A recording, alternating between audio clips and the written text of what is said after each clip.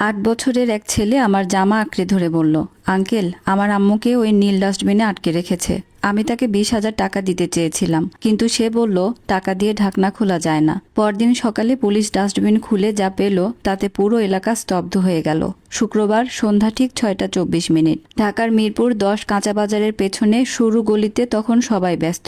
কেউ বাসায় ফিরছে, কেউ বাজারের শেষ কেনাকাটা করছে, আবার কেউ আসন্ন বৃষ্টির আগে দোকান গুটিয়ে নিচ্ছে। কিন্তু সেই ব্যস্ততার মাঝেও কেউ খেয়াল করল না 8 বছরের ছোট্ট ছেলে রায়হানকে। মলিন সবুজ রঙের একটি পুরনো হুডি পরে সে একটি নীল রঙের বড় ময়লার কন্টেইনারের পাশে দাঁড়িয়ে কাঁদতে কাঁদতে সবাইকে বলছিল, আমার আম্মুকে ওই ডাস্টবিনের ভেতরে আটকে রেখেছে, প্লিজ কেউ ঢাকনাটা খুলে দেন, আমার আম্মু বাঁচবে না। রায়হানের বুকে শক্ত করে জড়িয়ে ধরা ছিল একটি পুরনো কাপড়ের শিয়াল খেলনা। তার জুতা কাদায় ভরা, জামার একটি হাতা ছিঁড়ে গেছে, কিন্তু তার চোখে ছিল এমন এক অসহায় আকুতি যা বলে দিচ্ছিল সে অনেক আগেই বুঝে গেছে বড়রা কোনো কথা বিশ্বাস করার আগে দেখে নেয় গল্পটা তাদের কাছে বিশ্বাসযোগ্য কিনা। একজন সবজি বিক্রেতা একবার ডাস্টবিনের দিকে তাকিয়ে বিরক্ত গলায় বলল, তোর মা হয়তো কোথাও গেছে, যা থানায় গিয়ে খবর দে। রায়হান কাঁপা গলায় বলল, আমি দুজনকেই 999-এ ফোন করতে বলেছিলাম, কেউ আমার কথা শেষ পর্যন্ত শোনেনি। কেউ ডাস্টবিনের ঢাকনায় হাতও দিল না। ঠিক তখনই রাস্তার জ্যামের কারণে একটি কালো টয়োটা ল্যান্ড ক্রুজার প্রাডো গলির সামনে এসে থামল।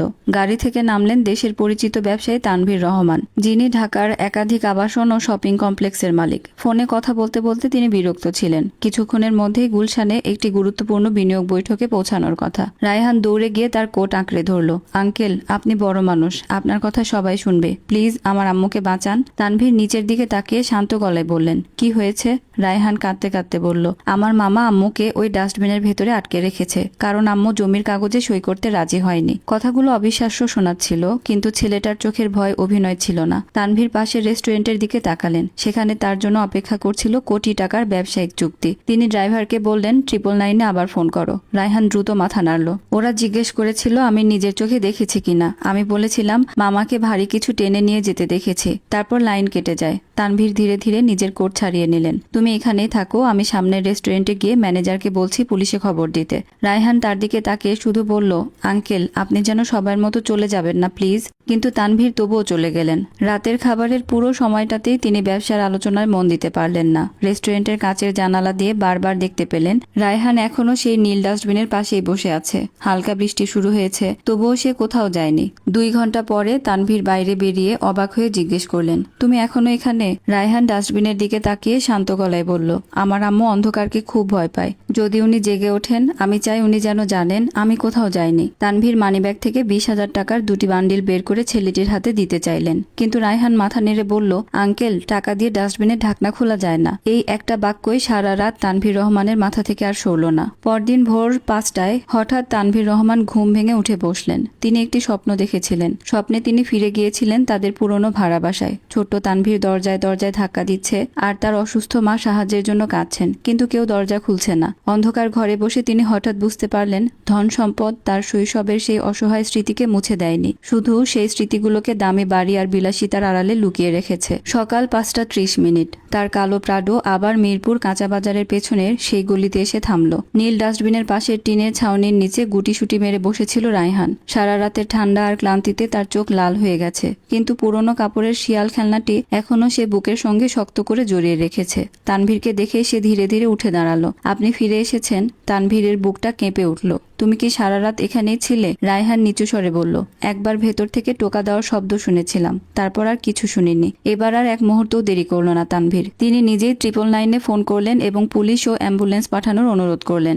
কয়েক মিনিটের মধ্যেই সাইরেনের শব্দ ভেসে এলো। পুলিশের নেতৃত্বে ছিলেন এসআই লীনা আক্তার। তিনি রায়হানের কথা মনোযোগ দিয়ে শুনলেন এবং ডাস্টবিনের ঢাকনার লকিং বারে নতুন আঁচড়ের দাগ দেখতে পেলেন। তিনি বাজার কমিটির একজনকে জিজ্ঞেস করলেন, এই তালা কে লাগিয়েছে? লোকটি অবাক হয়ে বলল, গতকাল বিকেলেও তো এটা তালাবদ্ধ ছিল না। পুলিশ সাবধানে ডাস্টবিনের ভারী ঢাকনাটা খুলল। ভেতরে ছিল চাপা পড়া কার্টন, ময়লার ব্যাগ আর তার নিচে ধূসর রঙের একটি কম্বলে মোড়ানো একজন নারী। তার হাত বাঁধা ছিল। তিনি অচেতন ছিলেন, কিন্তু এখনো জীবিত। আম্মু! চিৎকার করে উঠল রায়হান। প্যারামেডিকরা দ্রুত তাকে উদ্ধার করে অ্যাম্বুলেন্সে তুলল।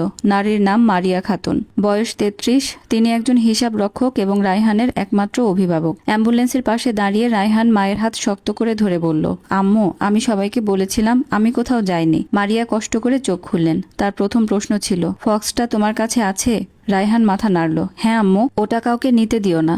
ঢাকা মেডিকেল কলেজ হাসপাতালে কিছুটা সুস্থ হওয়ার পর মারিয়া সেই ব্যক্তির নাম বললেন যাকে তিনি এই ঘটনার জন্য দায়ী মনে করেন, আমার বড় ভাই নাসির উদ্দিন। তিনি জানালেন তাদের বাবা মা মারা যাওয়ার পর গ্রামের জমি এবং রায়হানের ভবিষ্যতের জন্য রাখা সঞ্চয়পত্র নিজের নামে নিতে চাপ দিচ্ছিল নাসির, কিন্তু মারিয়া রাজি হননি। তখন নাসির বলেছিল, তুই যদি সই না করিস সবাইকে বিশ্বাস করাবো যে তোর মানসিক সমস্যা হয়েছে। এসআই লীনা আক্তার জিজ্ঞেস করলেন, কিন্তু মানুষ কেন এমন কথা বিশ্বাস করবে? মারিয়া কিছুক্ষণ চুপ থেকে করিডোরের দিকে তাকালেন, তারপর ধীরে বললেন, কারণ সবকিছু ঘটার আগেই সে সেই গল্প তৈরি করে রেখেছিল। সেদিন বিকেলে নাসির কয়েকটি টেলিভিশন চ্যানেলে হাজির হয়। পরিপাটি পোশাকে সাংবাদিকদের সামনে দাঁড়িয়ে সে দুঃখভরা কণ্ঠে বলল, তার বোন বাবার মৃত্যুর পর থেকেই মানসিকভাবে ভেঙে পড়েছে। সে দাবি করল সম্পত্তির বিরোধে তাকে ফাঁসানোর জন্য মারিয়া নিজেই নিখোঁজ হওয়ার নাটক সাজিয়েছে। আরও বলল, আমার একমাত্র চিন্তা আমার ভাগ্নে রায়হানের নিরাপত্তা। তার একটি স্থিতিশীল পরিবেশ দরকার। একজন মনোরোগ বিশেষজ্ঞের সই করা কিছু নথিও সামনে আনা হলো, যেখানে মারিয়ার মানসিক অবস্থা নিয়ে প্রশ্ন তোলা হয়েছে। ফলে তদন্ত শেষ হওয়ার আগ পর্যন্ত রায়হানকে সাময়িকভাবে অন্যত্র নিয়ে যাওয়ার সিদ্ধান্ত নেওয়া হয়। যদিও এসআই লীনা এর তীব্র বিরোধিতা করেছিলেন, সরকারি গাড়ির দিকে নিয়ে যাওয়ার সময় রায়হান হঠাৎ ফিরে তাকালো তানভীর রহমানের দিকে। তার চোখ ভেজা ছিল। সে ফিস ফিস করে বলল, আম্মু সত্যিটা ফক্সের ভেতরে লুকিয়ে রেখেছেন। উনি বলেছিলেন শুধু যে মানুষটা আমার কথা বিশ্বাস করবে সেই মানুষটাই ওটা খুলবে। সেদিন সন্ধ্যায় তানভীর রহমান তার আইনজীবী নওমী ইসলামকে সঙ্গে নিয়ে রায়হানকে দেখতে গেলেন অস্থায়ী শিশু সুরক্ষা কেন্দ্রে। খেলার ঘরের এক কোণে একা বসেছিল রায়হান। তার পুরনো কাপড়ের শিয়াল খেলনাটি সে এত শক্ত করে জড়িয়ে ধরেছিল যে খেলনার বাঁকা কানটি তার থুতনির নিচে ঠেকেছিল। তানভীরকে দেখেই সে ধীরে জিজ্ঞেস করলো, আমার আম্মু কি এখনো হাসপাতালে? তানভীর শান্ত গলায় বললেন, হ্যাঁ, উনি বেঁচে আছেন, কিন্তু কিছু মানুষ এখনো প্রমাণ করার চেষ্টা করছে যে উনি নিজের সিদ্ধান্ত নেওয়ার মতো মানসিকভাবে সুস্থ নন। রায়হান মাথা নিচু করে ফিস ফিস করে বলল, মামা বলেছিল যার টাকা বেশি শেষ পর্যন্ত তার কথাই সবাই সত্যি বলে মনে করে। আইনজীবী নওমী তার পাশে হাঁটু গেড়ে বসে বললেন, সব সময় না, সত্যের সঙ্গে যদি প্রমাণ থাকে তাহলে সবচেয়ে ক্ষমতাবান মানুষও একদিন হেরে যায়। রায়হান ধীরে ধীরে খেলনাটিকে উল্টে দিল। শিয়ালটির পিঠ বরাবর একটি অদ্ভুত সেলাই দেখা গেল। সেলাইয়ের সুতা অন্য জায়গার তুলনায় আলাদা রঙের। রায়হানের অনুমতি নিয়ে নওমী সাবধানে সেলাই খুললেন। ভেতর থেকে বেরিয়ে এলো একটি ছোট ডিজিটাল ভয়েস রেকর্ডার, একটি মেমোরি কার্ড আর ভাঁজ করা একটি চিরকুট। চিরকুটে লেখা ছিল, আসসালামু আলাইকুম, আপনাদেরকে এতক্ষণ একটা সংগৃহীত গল্পের প্রথম অংশ পড়ে শোনাচ্ছিলাম। গল্পের দ্বিতীয় অংশ খুব শীঘ্রই আপনাদের সঙ্গে শেয়ার করব। আল্লাহ হাফিজ।